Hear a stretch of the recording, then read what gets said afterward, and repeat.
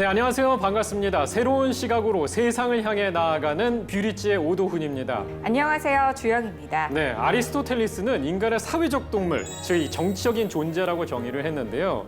성경 이 창세기에서 하나님께서 아담을 만들고 또 외로울까 봐 하와를 만들고 에덴 동산을 다스리게 했는데 이때부터 인간의 사회와 정치가 시작된 것 같아요. 네, 오늘 기독교와 정치에 대해서 얘기 나눠보려고 하는데요. 성경적인 정치, 과연 무엇일까요? 네, 합력하여 선을 이루는 정치 2부, 잠시 후 전문가들과 함께 계속됩니다.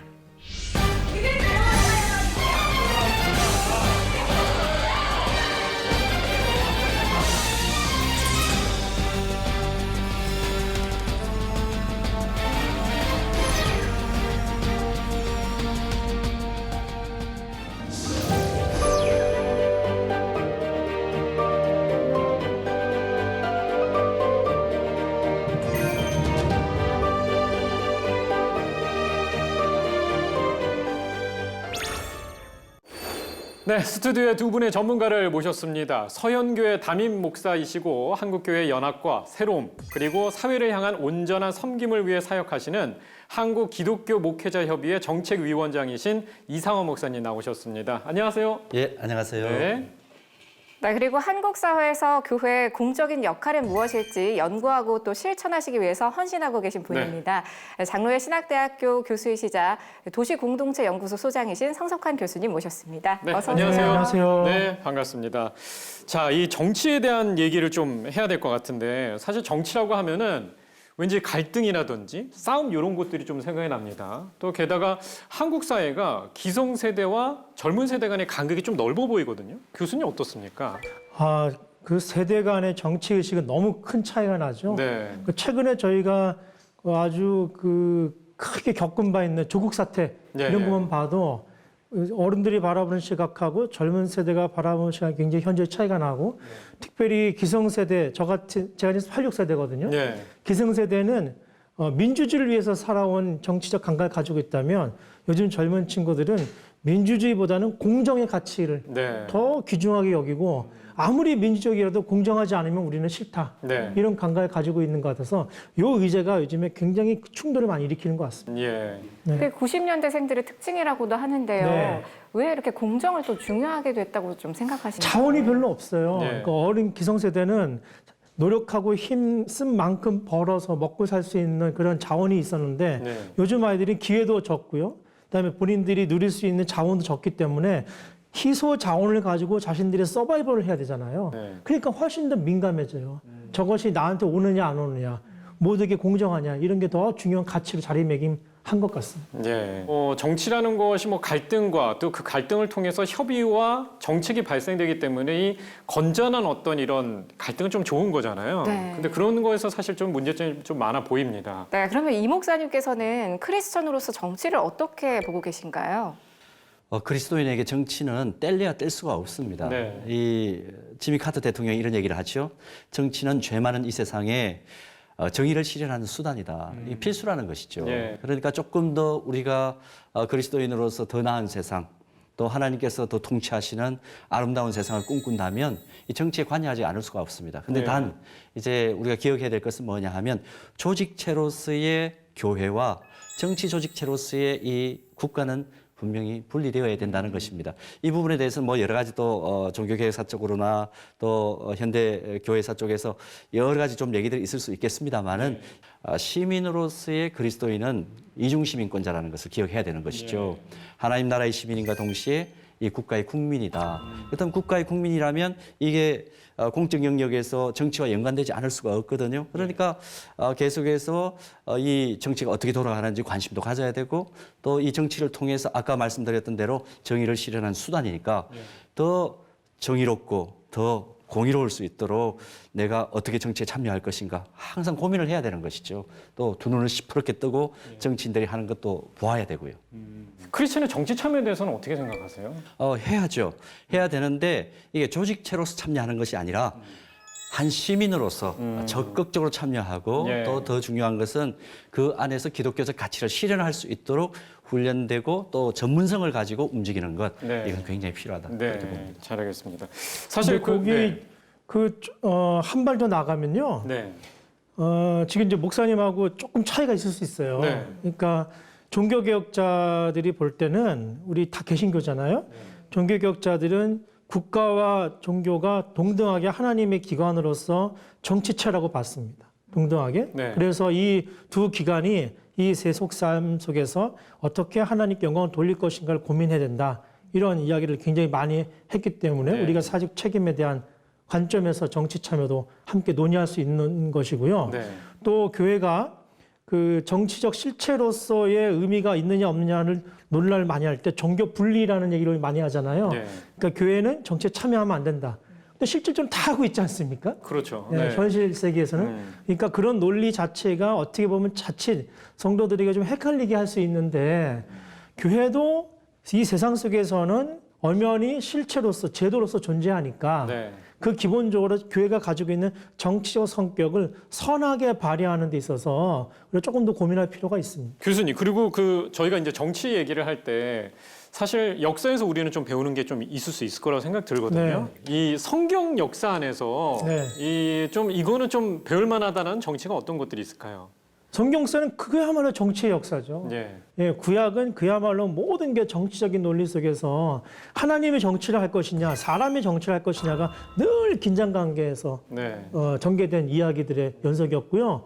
성경의 역사는 기본적으로 지금 제가 말씀드리고 이상화 목사님이 말씀하시는 정치라는 것은 뭐 여의도 의회 정치만 국한해서 말씀드린 게 아니고 네. 인간의 삶이 아까 서두에 말씀하신 것처럼 사회적 동물은 관계를 맺을 수밖에 없고 네. 아무리 서로 관계를 맺어도 상하 관계가 있고 기득권 관계가 있고 권력 관계가 있어요. 아무리 좋은 관계라도. 네. 사랑도 마찬가지라고 해 사람들은 그런 관계들을 어떻게 하면 조금 더 하나님이 보시기에 합당하고 정의로운 관계로 네. 이끌어 갈 것이냐가 바로 정치의 문제라고 보기 때문에 네. 구약의 말씀과 신약의 그리스도의 공생애는 바로 하나님 나라의 좋은 정치, 선한 정치를 실현하기 위해서 오신 것이고 그 역사의 이야기다. 네.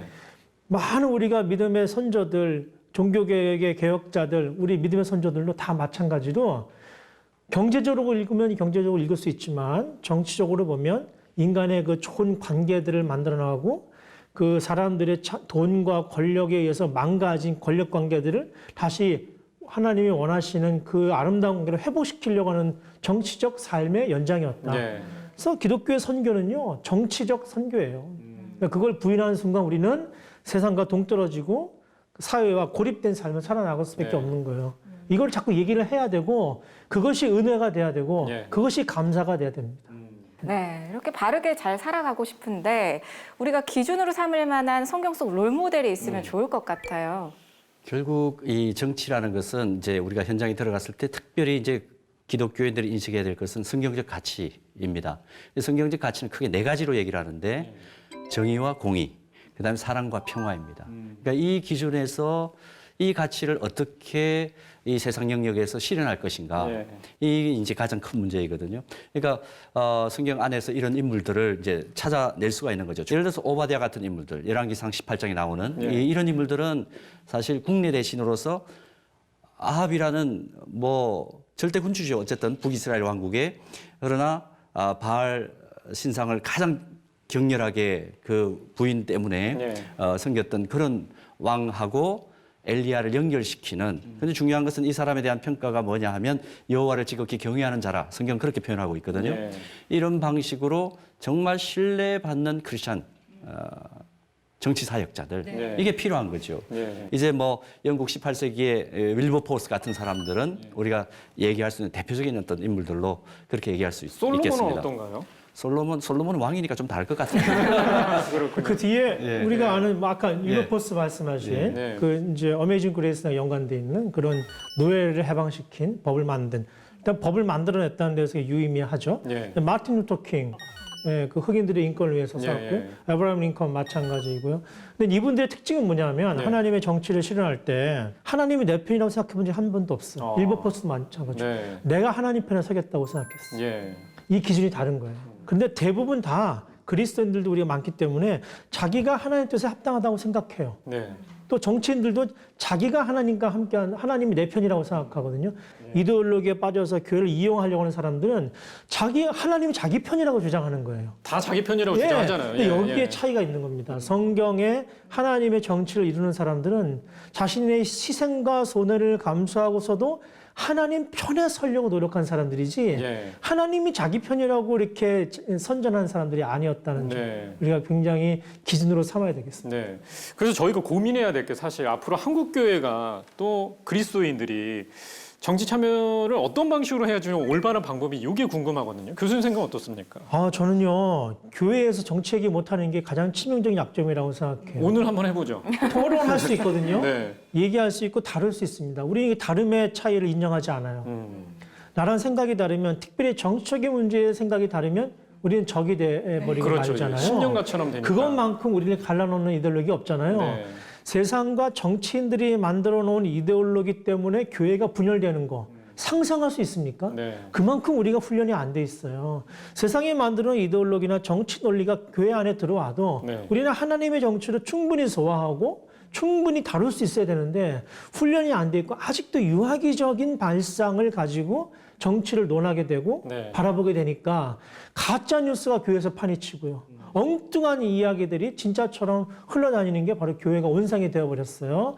이게 굉장히 반성할 지점이고 네. 교회는 기본적으로 권력의 감시자입니다. 네. 기본적으로.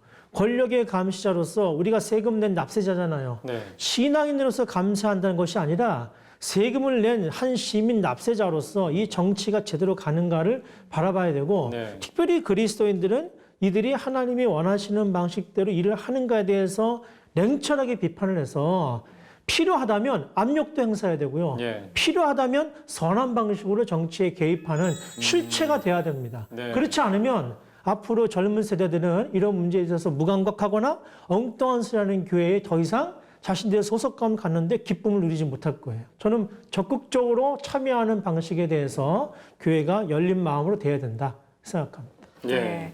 이렇게 상황을 분별해서 때로는 뭐 비판을 하기도 하고 후보자도 잘 뽑고 해야 하는데 기독교적인 가치 기준이 좀 있으면 좋을 것 같은데요.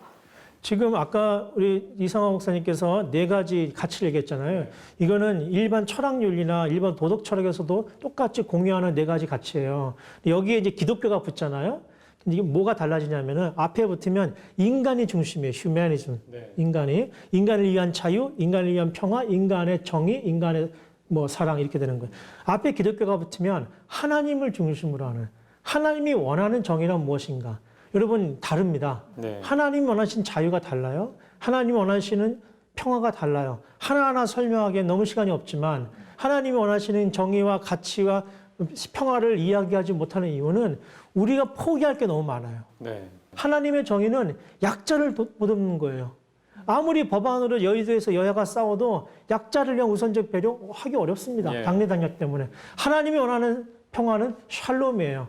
힘 있는 자 없는 자가 서로 함께 놀고 오히려 힘 있는 자가 힘 없는 사람은 섬기고 자신의 힘과 기득권을 포기하는 거예요. 네. 그럼 묻어보는 것이죠. 한국교회 정치가 포기했냐 그동안. 한국교회 자유가 다른 사람에게 종이 되는 자유였느냐. 반문해 보면 네. 우리가 그동안 너무나 세속적인 가치와 이데올로기에 휩쓸려 왔다. 네. 어느 정당을 지지하는 데 급급했지 하나님의 정치를 이루는 데는 너무 게을렀다. 네. 반성을 해보는 것이죠. 네. 그럼 이 목사님께서는 지금 총선은 지나가긴 했지만 앞으로를 위해서라도 어떤 기독교적인 가치를 가지고 분별해 나가면 좋다고 생각하십니까? 일단 좀 구분을 할 필요가 있을 것 같아요. 그러니까 전문성을 가진 정치인으로서 정치에 참여할 것인가 아니면 시민으로서 정치에 어떻게 참여할 것인가 이걸 좀 구분해서 생각을 해야 아마 시청하시는 분들이 좀 덜 헷갈릴 것 같습니다. 그런 의미에서 먼저 이 전문성을 가진 정치인이 된다는 것은 이것은 좀 그리스도인이 어떻게 되느냐 하는 것과는 좀 상관이 좀 없는 것 같아요. 그러니까 이건 굉장히 전문 영역입니다. 꼭 크리스천 정치인이라고 해서 잘할 수는 없습니다. 그러니까 크리스천이 아니라도 정치적으로는 사역을 굉장히 잘할 수 있는 사람이 있습니다. 이제 이 부분을 잘 구별을 하셔서 하는데 아까 우리 교수님 말씀하셨던 것처럼 앞에 하나님이 기준이 되는 정의나 공의라든지 사랑이라든지 평화라든지 그것 아니라도 최소한 이 네 가지 가치를 좀 실현할 수 있는 전문적인 전문성을 가지고 있는 정치인을 우리가 길러내는 것, 그리고 그 앞에 더 하나님의 정치를 하는 크리스찬 정치인을 길러내는 것, 윌버포스라든지 아까 마틴 루터 킹도 얘기했습니다만은 그런 사람들을 길러내는 것, 그렇게 정치하는 것도 필요하고, 그다음에 지금 이제 말씀하신 것은 시민으로서 정치 참여를 어떻게 할 것인가. 그러니까 그런 기준에서 본다면 정말 저 사람 과거 이력을 볼 때 그래도 여러 후보들과 비교했을 때 훨씬 더 도덕적이다. 그 다음에 이것들을 실천하는 데 있어서 딴 사람들에게 거짓말하지 않겠다. 네. 그 다음에 아까 공정의 문제를 따졌지 않습니까? 이제 세대 차에서 제일 요즘 중요한 게 공정의 문제인데 네. 이 사람이 어떤 것들을 이용해가지고 딴 사람들 힘들게 하지 않겠다. 네. 그러니까 똑같은 상황 속에서 이슈 파이팅 할 수 있는 그런 어떤 공정성을 가졌다. 이걸 굉장히 중요하게 우리들은 바라보면서 이제 후보자들을 선택을 해야 되는 네. 것이죠. 네. 정치와 관련해서 이 성경적 관점이나 또 사회적인 관점에서 좀 여러 가지 이야기 나눠봤는데, 자 마지막으로 우리 시청자 여러분들께 한 말씀씩 좀 부탁드릴게요. 먼저 목사님부터 예. 말씀해 주시죠. 저는 이 반복적으로 얘기됩니다만은 이 정의와 공의, 사랑과 평화의 가치를 지닌 우리가 정치인을 좀 길러내는 네. 공동체가 교회가 돼야 되겠다. 그러니까 지금 정치 지망생들을 야 그런 걸 왜 하려 그래 막지 마시고 네. 정말 중고등학교 때부터 그런 좀 전문성 있는 크리스천 정치인을 길러내는 공동체가 교회가 됐으면 좋겠다. 첫 번째 그런 생각이 들고요. 네. 두 번째는 같은 맥락입니다만은 우리가 시민으로서 진짜 좀 깨어 있어야 되겠다. 근데 깨어 있는 것은 그리스도인에게 뭐냐면 기도이거든요. 네. 그러니까 이게 지도자들을 위해서 또 이 나라를 위해서 계속해서 기도하는 것만큼 깨어 있을 수 있는 방법이 없습니다. 그렇죠. 네. 그래서 정말 이 나라의 지도자의 복을 달라고 네. 계속해서 기도하면서 성령께서 주시는 그 깨달음을 계속해서 받아야 될 것 같습니다. 네. 네. 교수님 어떠신가요? 저도 이제 이미 학생들 가르칠 때 네. 커뮤니케이션이 쉽지 않더라고요. 그렇죠. 그리고 그 젊은 친구들이 바라보는 세상이나 그들이 만들어가는 세상이 지금과 전혀 다른 세상일 거라는 걸 확실한 것 같아요. 이번에 코로나 사태를 겪으면서 그렇죠. 더 예, 절실하게 예. 느껴지는 건데요. 네. 그러면 20년 뒤에 앞으로 한국교회의 주역이 될 사람들은 지금 30대, 40대 또는 20대일 텐데 그분들이 가지고 있는 정치의식이나 사회의식이 현저히 다르다는 것을 인정해 주셔야 되고 네. 그 사람들이 생각하는 한국 사회의 미래상을 진지하게 좀 경청해 주십시오. 이렇게 좀 그 한국교회 어른들께 또 목사님들께 부탁드리고 싶습니다. 서로 경청할 수 있는 지혜가 좀 필요할 것 같습니다. 네, 그렇습니다. 네, 그분과 함께 얘기 나누다 보니까 시간이 어떻게 흘러갔는지 모르게 네, 너무 벌써 빨리 많이- 지나갔습니다. 네. 네. 자, 함께 해주신 이상호 목사님 그리고 성석환 교수님 오늘 자리했습니다. 고맙습니다. 고맙습니다. 네, 고맙습니다. 네, 3%의 소금이 바닷물을 썩지 않게 만든다는 사실 여러분 알고 계셨습니까? 이 초갈등 사회로 치닫고 있는 대한민국을 위해서 우리가 해야 할 역할이 분명히 있을 것 같습니다. 네, 너희는 세상의 소금이니 소금이 만일 그 맛을 잃으면 무엇으로 짜게 하리요? 네. 후에는 아무 쓸데없어 다만 밖에 버려져 사람에게 밟힐 뿐이니라. 소금은 짠맛을 낼 때에만 비로소 그 가치를 인정받을 수가 있는데요. 우리도 하나님의 뜻을 따라 오늘도 가치 있는 인생 살아가길 바랍니다. 네. 자, 새로운 시각으로 세상을 향해 나아가는 뷰리지 다음 주 이 시간에 더욱 새로운 이슈로 여러분들을 찾아뵙겠습니다. 함께 해주신 여러분 고맙습니다. 혹시 비담이라고 아시나요? 스라벨, 이생망이라고. 하고 쉬고 30분 하고. 대주자니 어른은 아닌데